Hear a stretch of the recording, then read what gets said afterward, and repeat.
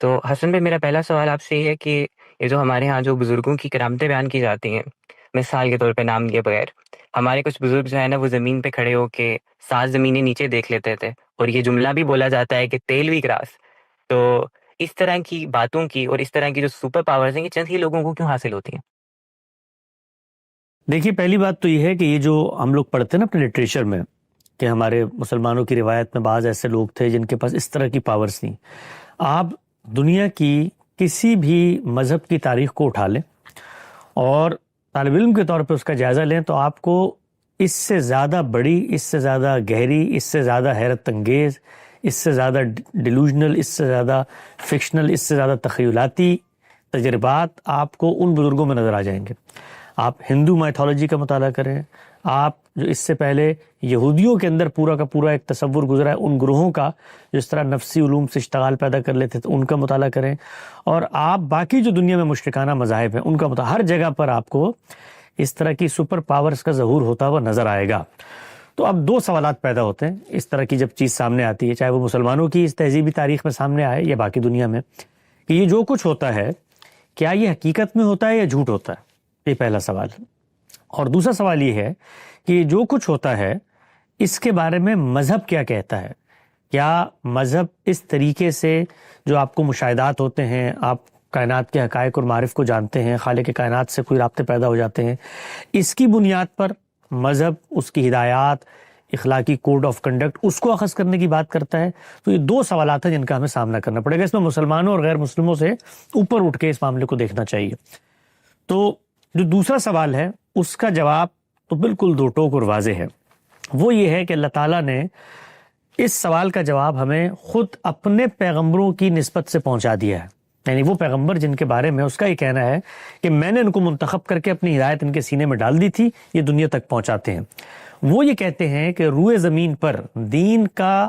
تنہا ریپریزنٹیٹیو، ترجمان اور سورس اور ماخذ وہ میں ہوں، اس لیے کہ مجھے خدا نے منتخب کر لیا ہے اور میری زبان فیض ترجمان سے اپنا کلام جاری کر دیا ہے. چنانچہ دین کے حوالے سے اگر کسی کو کوئی سینکشن چاہیے ہے روئے زمین پر تو وہ صرف میں گرانٹ کروں گا، میرے علاوہ کسی کا یہ منصب نہیں ہے. تو اب اگر کسی اور کو بھی اس جگہ پر فائز کرنا ہے تو اس کو سب سے پہلے جا کر جس پیغمبر کو میں مانتا ہوں اس کے فریم آف ریفرنس میں اپنی جگہ اور گنجائش پیدا کرنی ہے. یعنی پہلے وہاں پر جا کر اس سے سینکشن لیں کہ اس کے بعد آپ اس کی طرف سے مامور ہو جائیں گے اور پھر آپ ہماری یہ رہنمائی فرمائیں گے کہ آپ دین کے حوالے سے، خدا کی ہدایت کے حوالے سے ہمیں روشناس کروائیں گے. چنانچہ ابھی دیکھیے یہ اتنا اہم سوال اور اتنی اہم ضرورت ہے کہ اگر اس کا جواب نفی میں ہو تو پورا کا پورا قصر جو ہے وہ زمین پہ دھڑام سے گر جاتا ہے، کیونکہ پھر اس کے بعد آپ جو چاہیں کریں، وہ میری نظر میں جادو ہو، سحر ہو، شوبدہ ہو، میں کوئی بھی نام لے لوں گا، لیکن جیسے آپ اس کو دینی ہدایت سے جوڑیں گے، خدا سے موسوم کریں گے، اس سے تعلق استوار کرنے کی راہ بتائیں گے، تو پھر پہلا سوال یہ ہوگا آپ سے کہ یہ آپ کس سینکشن کی بات کر رہے ہیں. چنانچہ ابھی دیکھیے کہ یہ سوال ہوا اور پھر اس سوال کا انہوں نے سامنا کیا، اور سامنا کرتے ہوئے ان کو پھر یہ کہنا پڑا کہ پیغمبر بھی بالکل ہماری طرح سے ایک پیرل جگہ پہ کھڑے ہوئے. ہم سے آپ کیسے کہتے ہیں کہ ہم جا کر مثال کے طور پہ پیغمبر سے سینکشن لے کر آئیں؟ پیغمبر خود ہمارے ہی مقام اور منصب کا آدمی ہے. بلکہ یہاں تک کہنا پڑا کہ پیغمبروں میں بھی بہت خاص کوئی پیغمبر ہوتے ہیں جن کے ساتھ اس طرح کا معاملہ ہوتا ہے. اس کو وہ یوں بیان کرتے ہیں کہ تشریح نبوت جس کو دی جاتی ہے ان کی ایک حیثیت وغیرہ ہو جاتی ہے. یہ جو غیر تشریح والے ہیں اگرچہ ان کو نبوت نہیں ملتی، یعنی وہ بتانا ہی چاہتے ہیں کہ یہ تشریح نبوت والوں کی حیثیت تم لوگوں کے ذہن میں بہت بڑی ہو جاتی ہے. یہ جو غیر تشریح نبوت والے ہیں ان کا علم تشریح نبوت والوں سے زیادہ ہوتا ہے، اور ہم لوگ جو ہیں وہ دراصل غیر تشریح نبوت کے اس سلسلے کے آگے جڑے ہوئے ہیں، جن کے پاس کوئی مستقل بذات شریعت تو نہیں ہے. ٹھیک ہے وہ اپنے پیغمبر سے جا کے لے لو، نماز روزہ حج زکوٰۃ وہاں سے جا کے کر لو، لیکن یہ یاد رکھو کہ پورا کا پورا نبوت کا وہ سلسلہ جن کو شرع نہیں دی گئی. اگرچہ یہ بات خود قابل فہم نہیں ہے کہ شرع نہیں کیوں نہیں دی گئی، اس لیے کہ پیچھے شریعت موجود تھی. اللہ تعالیٰ کوئی انعام کے طور پہ تھوڑی ہر پیغمبر کو نئی شریعت دیتے ہیں کہ تمہارا انعام ہے جاؤ تم لوگوں میں نافذ کر دو. شریعت تو شروع سے چلی آ رہی ہے اور وہ ایک ہی شریعت ہے، اور اس کے اندر جو تبدیلیاں ہوئی ہیں اس کی بھی کچھ وجوہ اور علل ہیں، اس کو موضوع نہیں ہے. تاہم یہ جو بات کرتے ہیں تو پھر اپنے آپ کو وہاں جوڑتے ہیں اور جوڑ کر یہ کہتے ہیں کہ ہم بھی نبوت کے اسی سلسلے کا تسلسل ہیں. اور ہم لوگ غیر تشریح نبوت میں جو ایک مقام حاصل ہوتا ہے وہ مقام ہے، وہی حقیقت محمدیہ ہے، ہم اس کا تسلسل ہے۔ چنانچہ آپ کتابیں پڑھیں، ابن عربی کی کتابیں پڑھیں، شیخ عبد القادر جیلانی کی کتابیں پڑھیں،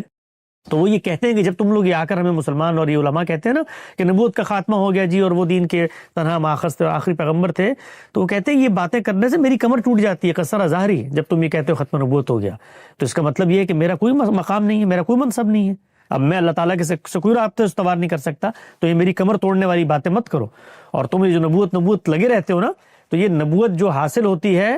وہ جن پیغمبروں کو حاصل ہوئی تھی اور جن کو ان کا نبی کا تابع بنا دیا گیا تھا، علم میں وہ تابع نبوت والوں سے زیادہ آگے تھے۔ آؤ میں تمہیں مثال بتاتا ہوں خضر علیہ السلام کی، وہ تشریح نبی تو نہیں تھے لیکن علم میں تو دیکھو وہ تو ان سے بھی آگے تھے،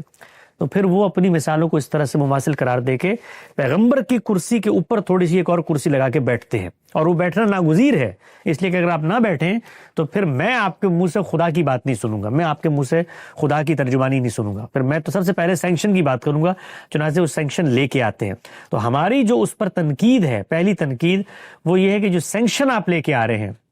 وہ علمی طور پر پروف نہیں ہوتی۔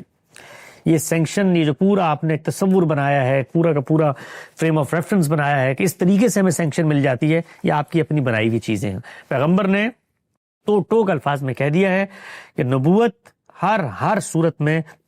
ختم ہو چکی ہے، یعنی وہ اپنی حقیقت میں بھی ختم ہو چکی ہے اور اپنے منصبی ظہور میں بھی ختم ہو چکی ہے۔ چنانچہ اب روئے زمین پر کوئی دوسرا پیغمبر نہیں آ سکتا، کوئی شخص دعویٰ نہیں کر سکتا کہ میں خدا کی سینکشن سے آ کر یہ باتیں کر رہا ہوں۔ ہر صورت میں نبوت کا خاتمہ ہو چکا ہے، کوئی مکالمہ، کوئی مکاشفہ، کوئی کشف، کوئی الہام اب یہ نہیں ہوگا۔ یہ قرآن مجید نے اور پیغمبر نے دو ٹوک فیصلہ کر دیا، اس وقت اس کے دلائل دینے کی یہ جگہ نہیں ہے، لیکن میں بتا رہا ہوں کہ یہ جواب ہوتا ہے ہمارا۔ اب پہلا جو سوال ہے کہ پھر یہ سب کچھ کیا ہوتا ہے، یہ جو ہو رہا ہے یہ پھر کیا ہے؟ یہ کوئی ڈیلوژن ہے، کوئی جادو ہے، کوئی سحر ہے؟ تو اس کے بارے میں یہ کہتا ہوں کہ اس پر مجھے بھی رائے دینے کا حق ہے، آپ کو بھی رائے دینے کا حق ہے، کسی دوسرے کو بھی رائے دینے کا حق ہے، اس لیے کہ دین کا موضوع نہیں ہے۔ دین کا موضوع یہ تب بنے گا کہ جب آپ اس کے ذریعے سے کوئی ایسا اخلاقی یا غیر اخلاقی کام کریں گے جو میرے دینی تصور پر اثر انداز ہو رہا ہے، یا اس کے ذریعے سے مجھے کچھ خدا کی ہدایات لا کر بتائیں گے، تو میری بلا سے آپ کو زمین کی پاتال میں 7,000 چیزیں نظر آئیں، آسمان کے تاروں کو آپ گن لیں، آسمان پہ بیٹھ کے زمین پہ چونٹیوں کے نقوش کو آپ گن لیں، آپ گنتے رہیں، میرا اس سے لینا دینا نہیں ہے۔ دنیا کے اندر ایسے لوگ پیدا ہوتے ہیں، وہ آج جو آپ کرتے تھے وہ پورا کا پورا نظام کر رہے ہیں، یعنی گوگل ارتھ جو ہے وہ وہاں اوپر سے بیٹھ کر وہ سب کچھ دیکھ لیتی ہے، تو انہوں نے اس نظام کو کچھ اور علوم کے ذریعے حاصل کر لیا۔ ایسے میزائل انہوں نے بنا لیے کہ پاتال میں جا کے چیزوں کو تباہ و برباد کر دیتے ہیں، اور زمین سے اٹھ کے کائنات کی وہ صدرت چلے جاتے ہیں، جیمز ویب ٹیلیسکوپ دیکھ لیتے ہیں۔ تو دنیا میں ہوتا ہے، آپ نے اپنے علم سے کر لیا، انہوں نے اس علم سے کر لیا، باقی جو آپ کا علم ہے اس کو علم کے معامل میں لے کر آ جائیں اور پھر اپنا سکہ منوائیں، لوگوں کو بتائیں۔ نفسی علوم ہوتے ہیں، دیکھیں یہ سائنس ہے، اس میں اس طریقے سے آپ مہارت حاصل کرتے ہیں یا مہارت حاصل، مجھے علم کی نفی اور علم کے اس بات میں کوئی پرابلم نہیں ہے۔ پوری دنیا کہے کہ جتنے یہ جن کو آپ کرامات کا نام دیتے ہیں، میں کہتا ہوں نفسی مشاہدات لوگوں نے کروائے،